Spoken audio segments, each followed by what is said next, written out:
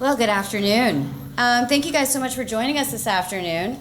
We are going to talk a little bit about the internet, regulating it, why it's probably not a great idea. I think that might be a general agreement, maybe.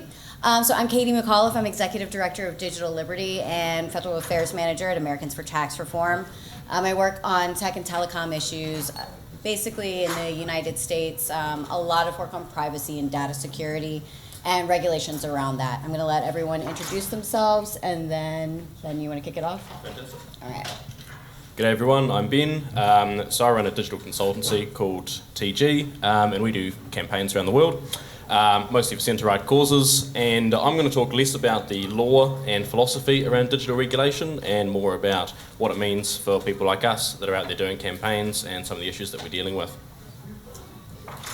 G'day, Gideon Rosner, Director of Policy at the Institute of Public Affairs. As I see a lot of IPA members and indeed former colleagues in this room, great to see you, but for those of you who don't know us, we are Australia's oldest and loudest free market think tank. We've been going for 75 years, fighting for issues like freedom of speech, the truth on climate change, cutting red tape, the dignity of work, and so on. And today I'll be talking just generally about internet regulation, why it's not, as with other forms of regulation, the best idea. My name is Paul Shetler with a company called Accelerate HQ right now. Before that, I was working for Malcolm Turnbull, heading up a small government agency, which is why he dragged me here from the UK. Before that, I was working in the UK, in the British government, doing digital transformation, I think is the word that they're using for it, but basically trying to provide good government services. Most of my career has been in high technology companies, Microsoft, Oracle, Netfish, Swift, so on and so forth. And I'm here going to talk about not quite so much about internet regulation, but more about the question of internet deplatforming and what does it mean when an economy becomes digital and platform-based and people get thrown off it. What does that mean for the future of freedom? Perfect. Now I think I had a couple of slides here, which we'll see if we get those up. But the main thing that I want to start by kicking off and saying is that there are probably three frontiers for digital regulation that we're looking at. So, and we'll just keep running without it. So the first one is privacy. We've got tools like GDPR. We've got in California the privacy regulations there. Secondly, we've got an argument around advertising transparency and what that means for freedom of speech, particularly for political advertising. And thirdly, we've got the ongoing discussions of the platform as a publisher, and particularly in the wake of, as a Kiwi, coming off the back of the Christchurch shooting, what that means for tools like Facebook and how they have to respond. Don't worry about it, we'll just run without it. So the first thing we'll look at is really who's driving this regulation and what are the factors for it. On privacy issues, the European Union's obviously developed GDPR and it's being looked at as a template around the world, which is probably not the best approach. Because GDPR is filled with all sorts of issues that I'll get into very shortly, but we're seeing that as basically setting the precedent, and other state and national governments are looking at that and seeing what can be learned from it. And when it comes to advertising transparency, this is a fascinating sort of argument to be having because it's almost all responsive. There was very, very limited demand for increasing advertising transparency measures until Brexit happened. And until Trump happened. And then all of a sudden we need a lot more transparency because these things couldn't possibly have happened without some sort of malicious intervention. And so in the UK we've got the DCMS committee who led with a number of Remainer MPs who have come out and they've said Brexit had to be by foreign money. We don't know how, but we're going to find out, and they've been running a serious investigation into that. And every report that they release, the scope widens. So this is a fantastic approach to regulation. And then in the US, obviously, we're seeing the same with lawmakers responding to the 2016 presidential campaign and sort of saying, again, this couldn't have happened without some sort of malicious intent, therefore we've got to increase transparency measures. On the platform as a publisher argument, I mean, this is one of the fundamental building blocks of the internet. One example that I'll specifically talk about, because I know everyone else on this panel has got some great ideas on this, is, Ardern, Macron and Trudeau with the whole Christchurch call argument, and they're seeing this as a platform to show leadership, which is a really dangerous word when you're talking about government. So they're seeing this as an opportunity to show leadership on making Facebook accountable for the content on it. So as a campaigner, we do political work, we do commercial work around the world, and this latest wave of digital regulation has been massively inconvenient for me personally and for my team. So to kick off with GDPR, we've seen massive inconsistent interpretations of the law. So the day that GDPR came into force, the common understanding was everyone had to opt back into your list. So I got one email from, let's say, it's equivalent of Nike, saying, you've been unsubscribed from our list, we're going to have to opt you back in. And the same day, got an email from the equivalent of Adidas, saying, you're going to continue receiving communications from us unless you opt out. Now, the law must be the problem if two entities the size of Nike and Adidas have polar opposite interpretations, because I can guarantee they can afford the best possible lawyers. So this means there's a problem with the regulation. We've got no case studies to understand how the law should be interpreted. Organisations are going out of their way to drown in self-inflicted red tape because they're terrified that they'll be made the example. And this is just slowing down decision-making, it's slowing down internal activity. And personally, as my background's in web development, I get it's frustrating to get anything done, but personally, using the internet in Europe is now horrific. I don't know if you guys been, I'm sure many people in this room would have been travelling through the UK and Europe recently. You're trying to access a website in the US, often they won't even give you access because if it's too hard to comply, a lot of publishers are basically closing up shop. Right, like most of the news organizations, right? You can't get like LA Times or Exactly. New York Times or anything like that because they And can't support that. Quite frankly, why should the LA Times completely rebuild their website and cookie structure and everything just to handle, GDPR compliance? It's just so impractical. So the user experience of the web has been undermined. When it's too hard, publishers are leaving the market, which is just terrible. And there are no technical solutions to personal data management yet, right? There's no tool that I can chuck in, my preferred cookie preference, which is I really, quite frankly, couldn't give a hoot if the New York Times, the LA Times knows which article I read. It's probably going to give me more relevant recommendations. They can have that user data. That's fine. Just don't make me click accept cookies on every single website I visit. So that's the problem with GDPR, or one of the many problems with GDPR, at a very brief overview. In terms of advertising transparency, the platform tools that have been developed by Facebook, Google, Twitter, LinkedIn are clunky, inconsistent, and error-prone. In the European elections, one of the restrictions on political advertising was that you have to be in the country that you're running ads in. That didn't make much sense for the European elections when you're in France and you're trying to run ads for a pan-European party across Europe. So with a couple of weeks ago in the European elections, Facebook finally relented and said, oh, you can run ads across Europe. So this is slow, it's unresponsive. Placing ads themselves, it often takes 24 hours or longer, which makes it more difficult for us as campaigners to respond. And again, when it's too difficult, platforms are simply leaving the market. And Google basically banned all political ads in Canada with the upcoming election because, again, too hard. If you're the LA Times, it's too hard. If you're Google, it's too hard. This has massive, massive free speech implications. And then thirdly, in terms of the platform as a publisher issue, Facebook just fundamentally was not built to meet the requirements of being a publisher. And retrofitting it is near impossible. It's not just a matter of will, it's not a matter of convincing Zuckerberg that he has to do more, it's a matter of what is technically possible. For example, after Christchurch after the Christchurch shooting rather, people have been saying that that sort of live stream video should be banned from Facebook. Before we even get into the moral argument of whether or not that's the case, there is no way for a machine learning algorithm to detect whether a photo of someone moving around a room is violent content. Gory acts are fine, they can be detected by machine learning. Copyright breaches can easily be detected by machine learning, but deep fakes and content such as the Christchurch shooting cannot. It requires human analysis at a scale that is just not economically possible. So as far as regulators and the public are concerned, they don't understand this. As far as they're concerned, Zuckerberg is just indifferent and he doesn't care, and they just need to convince him. And that's where all the efforts are going. But the reality is, it's just not possible to treat Facebook as a publisher, and that argument's just not going to work.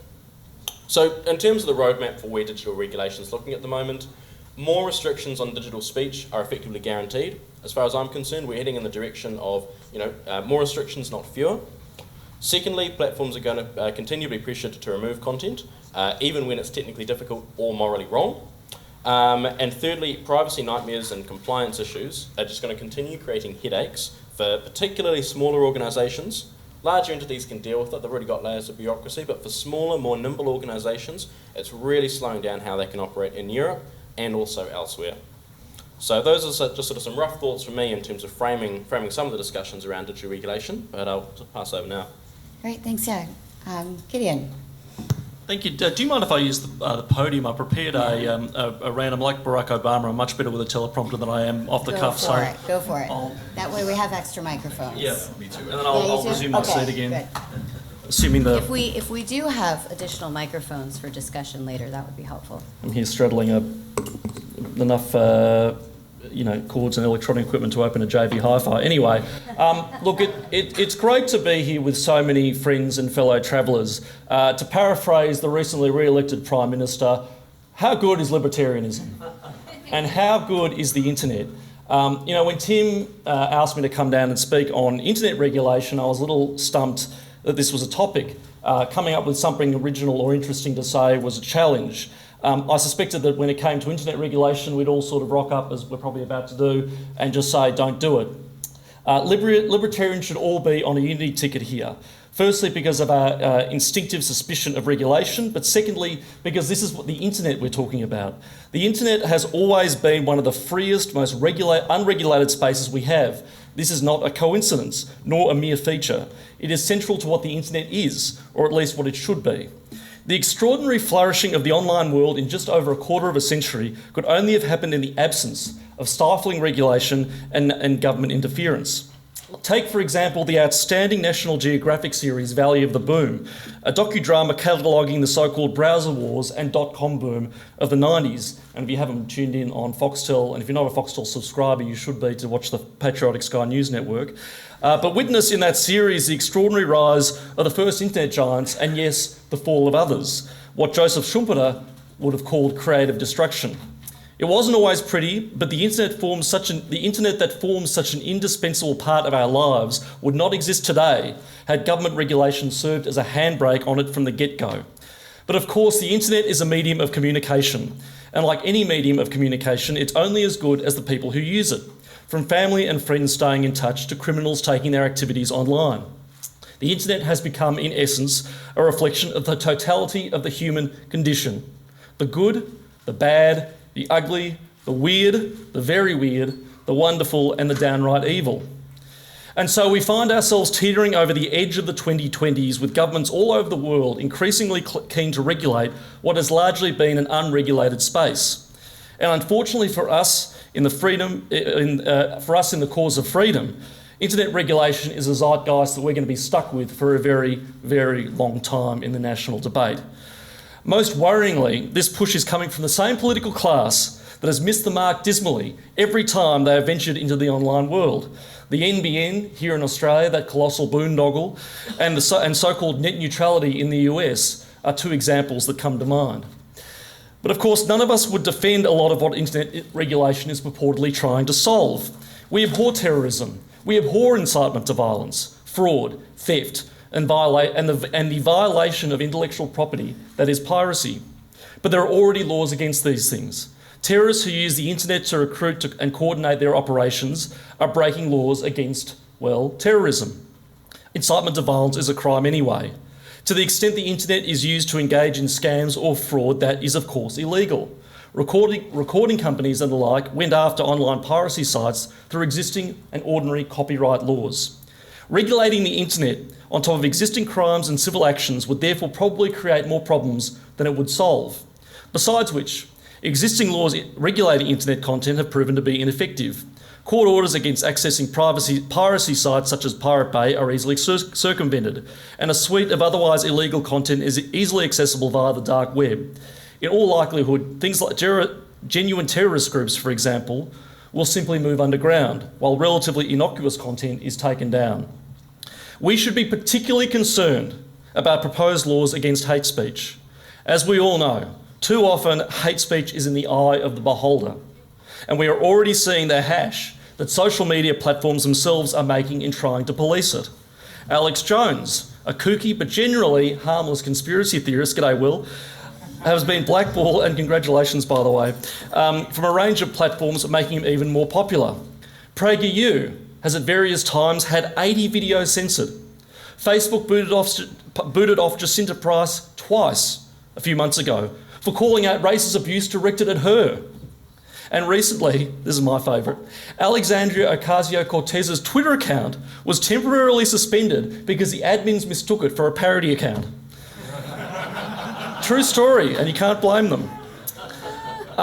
There is a challenge for us too. If this is how social media companies are regulating against hate speech, how can we expect some goon from the Department of Communications to do any better? But there is a challenge for us too. Given the treatment of those of us on the right by big tech, there is a temptation to call for government intervention to crack down on things like shadow banning. Horrifyingly, US conservatives have even started to call for social media platforms to be regulated like public utilities. Obviously, we should not join the chorus of people clamouring for internet regulation. Ultimately, these are private platforms. We can call out their behaviour, and we should, but we should not demand regulatory intervention. Besides, how can we expect the government of all things to regulate social media platforms in a way that we like? The good news is that I believe that the market will solve this. Social media platforms cannot continue to do what they are doing. Something's got to give. What would happen to YouTube, for example, if the left got their way and they blackballed the likes of Jordan Peterson or Dave Rubin or Ben Shapiro with the millions of combined views that they get each and every month? Commercial reality is that they couldn't. Remember also that there is a reason that Mark Zuckerberg himself is calling for internet regulation.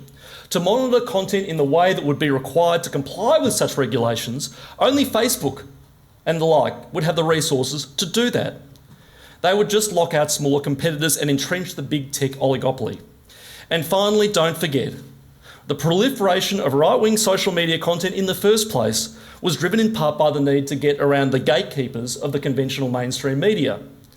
Now big tech are the gatekeepers. All that means is that we will have to get around them, and we will. The message of freedom will not and cannot be stifled. Thank you. I'm going to say something a bit different to that. I agree that we shouldn't be regulating the internet.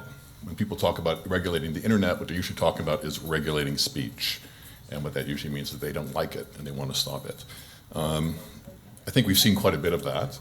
We've seen a tremendous rise in deplatformings on platforms like Twitter, on platforms like YouTube. Actually, they are deplatforming a lot of very popular channels. And worse than deplatforming them, they're demonetizing them. So you can produce the content, but you can't make any money off it. And Dave Rubin and a number of other people have had that problem happen to them. So actually, it is a problem. But that's not the main problem. What we've been seeing over the last, say about 15, 20 years, is a rise of a platform economy, one in which more and more economic activity takes place on digital platforms. And these digital platforms have an interesting relationship to the idea of property, because they essentially get rid of it. You've got a right to use a thing which is governed by a terms of service. And those terms of service are constantly changing, and they're often interpreted and changed by very converged clown world kind of bureaucracies, very left liberal types, using the American terminology, who basically believe that it's totally okay to say, kill all white men, but if you talk about, I don't know, there's two sexes, you are a Nazi and you will be banned. So I think that clearly, nobody's really reading these terms of services. They're very sort of changing, they're very, very vague. They're governed by increasingly politicized cadres within corporations who work with leftist list compilers, typically Antifa, SPLC, and organizations like this. When I was at SWIFT, one of the things which I did was help work on lists which we put together to ban money launderers, terrorists, so on and so forth. These were compiled by governments and by intelligence agencies. Now that work has gone down to social justice warriors who are out to deplatform half the rest of the population. I don't think we're actually in a situation now where we're talking about persuasion anymore. I think Steve Bannon actually was right. We're in a situation now where pretty much every political side is talking about mobilization, not persuasion. That's what we're seeing in any case. And as long as the right continues to ignore that and continues to be sort of defend the deplatformers with their dying breath, they will be deplatformed and they will be silenced. We've already seen that happen to an awful lot of people. Many of the people who were involved in getting Donald Trump elected in the first place have no social media presence anymore. They have been shut up. They have been silenced. But it goes well beyond the idea of like, oh, well, hey, build your own social media, build your own social network, build your own Twitter, build your own Facebook, right? We're told that, and we're gaslit that by a bunch of progressives. But the fact is, you kind of probably have to have Amazon let you do that, because you have to be building it on their cloud, and they'd probably say no. And in fact, we have seen that, right? Remember Gab and a number of the other type of sites, which are basically just shut down. You can't find their address, you can't get caching services for them. They're just shut down, and then they come up time and time again, but after a certain point, it becomes kind of useless. We haven't actually seen a new social network of any heft since 2011. So this idea that we can look back at MySpace and say, oh wow, yeah, look at MySpace, they went and there's Facebook. No, but things have changed. Facebook has almost 3 billion users. They're not all going to walk. Then we're starting to see the same with blogs. And again, WordPress and Medium have been throwing people off a whole series of deplatformings recently. And of course, yeah, you can build your own blogging platform too on top of your own social media platform if you want, right? YouTube is doing their whole thing with demonetization, rampant. And of course, we can build our own video platform as well, along with the social media platform, along with the blogging platforms, right? As long as Amazon will let us. Now, Patreon is doing the exact same thing. Patreon is not allowing people to contribute to people they want to. And it's certainly, started with people like Sargon of Akkad, who's like, well, okay, it's Sargon of Akkad, but it will be Quillette. It will be all the voices of people in this room. Because you guys are Nazis, right? You're Nazis, you voted for liberals most likely, right? And that was due to PayPal, right? And PayPal said, no, it's not us, mate. It's MasterCard. MasterCard is keeping lists. And MasterCard gets these lists from the SPLC and from Antifa. So we got a central supply chain, a central choke point in the financial supply chains, which is determined to start wiping people out for political reasons. We've also seen the same thing with Airbnb. We started seeing the same thing with Uber. So we can build our own payments networks. We can build our own transport and housing apps if Amazon will let us. But what happens, and this is quite a real thing. So now you can talk about, we talk about places like China and the smart cities they're building. When I was working for government, Angus Taylor was Minister for Smart Cities as well. There's a big move to build smart cities in Australia, and the tech behind that won't be Australian. It won't be because it doesn't exist here. Now, what happens when your house deplatforms you? Because you wrote something in 2010 on Twitter. Oh, I'm sorry, you violated terms of service. You can't come into this house. It's not yours. It's governed by terms of service. Or your car. Well, I'm sorry, you can't drive. Or your refrigerator. You got food there. I'm sorry, starve, fascist. Right? What happens to freedom when a very few highly politicized corporations control the choke points of your livelihood and shelter?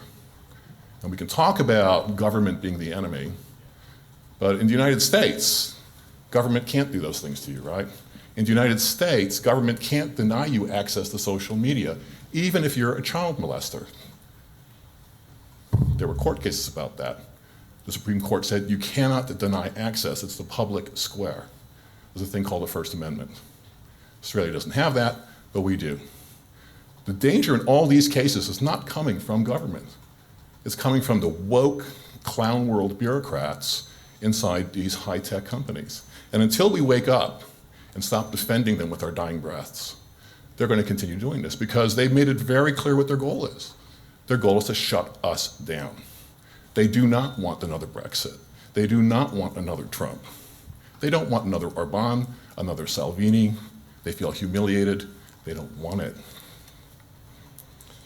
Now, I think libertarians take far too narrow a view of power for the very reason I'm talking about.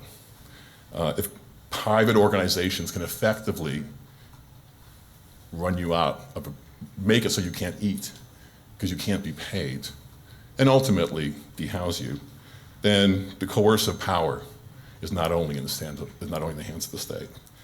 I actually do think that conservatives in the United States are on the right track. I don't believe it's a matter of regulation. I think regulating is a terrible idea for all the reasons we've said. But platform access, I think Will Chamberlain is entirely correct on this. Platform access has to be guaranteed as a civil right. Just because everything is moving onto a few platforms. If you get shut off those things, you have been essentially exiled. And I'll leave it with that. I'm going to take kind of a different bent on this, and I'm going to veer into privacy, and I think that'll make sense once I sort of get through this. And I'm going to move quickly so that we have a lot of time for discussion and questions. So the question that I'm looking at is, how do we set up a world where people can walk away from platforms? And why is there no competition? And my answer to that is that we're the products, right? As a product, I don't have any power. There's a distinction between companies that sell products to users and companies that sell user data or advertising to users. So again, when I'm the product, what kind of power do I have? I can't vote with my dollars, I can't vote with my feet. So within this context, another category of personal data, so we talk about in the US, we talk about sensitive and non-sensitive data. Another category I'd like to put forward is user-controlled data. For example, activities that would fall into this category are things that shouldn't be tracked across websites or platforms without the user's consent, and no functionality should be lost if a user determines they do not wish to be tracked. The user-controlled category should still allow for business models that would offer users reduced monetary expenses, received payments, or like-kind exchanges for their valuable personal data. And so what I'm looking at is a lot of these regulations have been put forward, right? We've got GDPR, we've got the California version, we talk about speech regulation, we talk about these terms of service changes. We don't have any kind of power as the general public, and what they're taking from us are the things that we're creating on our own that are most valuable, my personal data. And now when I talk about data privacy, we've got a couple of different categories, right? So I sort of mentioned that before. There's privacy from government, and that would be talking about privacy protection from warrantless search and seizure. That would be the Fourth Amendment in the US, protection from jail, those unwarranted surveillance. Those kinds of things are very important, but that's not what I'm talking about. I'm also not talking about security. I'm not talking about how well an entity protects your data. I'm not talking about data breach or identity theft or anything along those lines. What I'm talking about is commercial data. And that's the data that an individual shares with a company through their interactions. So let's go through a couple of examples. When I talk to Facebook, I'm telling Facebook a bunch of stuff about myself, and I'm willingly doing that in exchange for a service. They connect me with my friends, all of these things. That information I give directly to Facebook, they can use to advertise so that I don't have to pay for the service. I'm paying with my data. My data is currency in this instance. And they're offering me advertisements. They've got a couple of properties that connect to each other. That's fine. I gave them that data willingly. The problem is when I leave Facebook and I go to another page and there's a like button. My mom doesn't know that that like button is actually Facebook following her. She thinks Facebook doesn't know anything about her. I'm like, no, Facebook knows everything about you, Mom. There's a like button on every web page you go to. Any service you sign up for, you have to sign in with Google or Facebook or your email address. That means you're getting tracked across contexts and you have no option not to be tracked. And where the real value in data is created is the relationships between. Not this direction, it's what am I going to do when all of my devices are talking to each other? Isn't it going to be great for my computer, or for my refrigerator to always know when I need milk so that it can tell my car and then my car can go to the grocery store for me? That's great if I want it to. Right? It's great if I've got the key in my pocket, and because the key is connected to the car, I know that the car also knows where I'm walking around. That's great if I want it to. But we don't have the option to say no. There is no option to say no. I can use Tor, great, I'm not tracked. I can use Ghostery, great.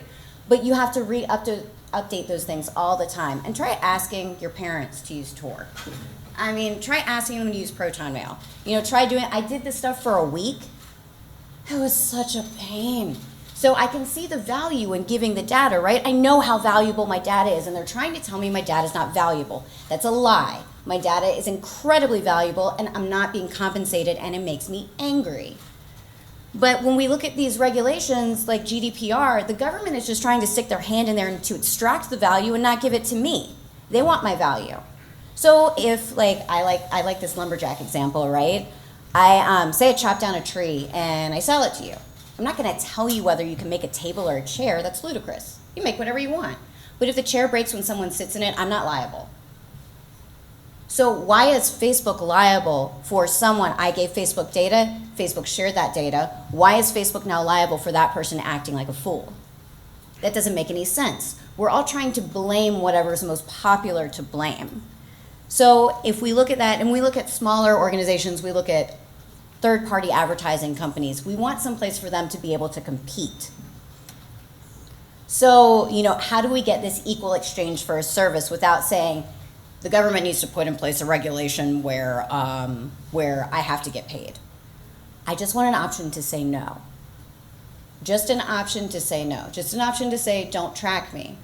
I mean, we know that college students will give away all kinds of information for a slice of pizza signing up for a credit card. People value their data differently. I value mine very highly. I don't even have internet at home. These are things that I value my privacy in a different way than other people do, and I'm going to say no. But other people might say yes, and they might say yes for free. But, the cable wars and the phone company wars don't happen quite as much anymore, but I guess if you call your video provider and you say, hey, I'm going to cancel, they give you a better deal. So every time I tell them no, probably going to get a better deal. You're probably going to get a better deal. But how do we get there? And that would be a way to create that competition where you don't have deplatforming. You don't necessarily need to, as they've been calling, we're going to break up all the companies. These kinds of things are ridiculous. Who knows if Instagram would have been as successful with or without Facebook? There's no telling. There's no knowing. So these are the kind of things that we don't want to predict, and that's a big problem with, I get into antitrust here now. That's a big problem with antitrust because we're trying to predict what the market looks like that we've never seen. We don't know what's next. But if we create a space where we actually have control over our data rather than the government stepping in and saying, hey, I know what's best for you, so we're going to create all of these rules. So companies have to have subsidized jobs in certain countries doing X. And then if they do anything wrong, we're going to sue you. And the trial lawyers are going to get a whole bunch of money. We're going to have a class action lawsuit. And you're going to get $1 in the mail that's worth less than the check it's printed on. Where am I getting taken care of? Where are you getting taken care of? Where are you being recognized? And that's the problem that we have or at least that's where I think we all are looking at what's wrong here, what's happening. There is some reason why this is such a big discussion. Why is there distrust? Why do people feel so uncomfortable? Why are people being deplatformed? Why? It's that we are creating something of value and we're not being compensated. So if we could look at data like currency, and if regulation would look at data like currency so that we could be compensated for that data if we chose to be, then I wouldn't be forced to eat the same ham sandwich all the time. Thanks.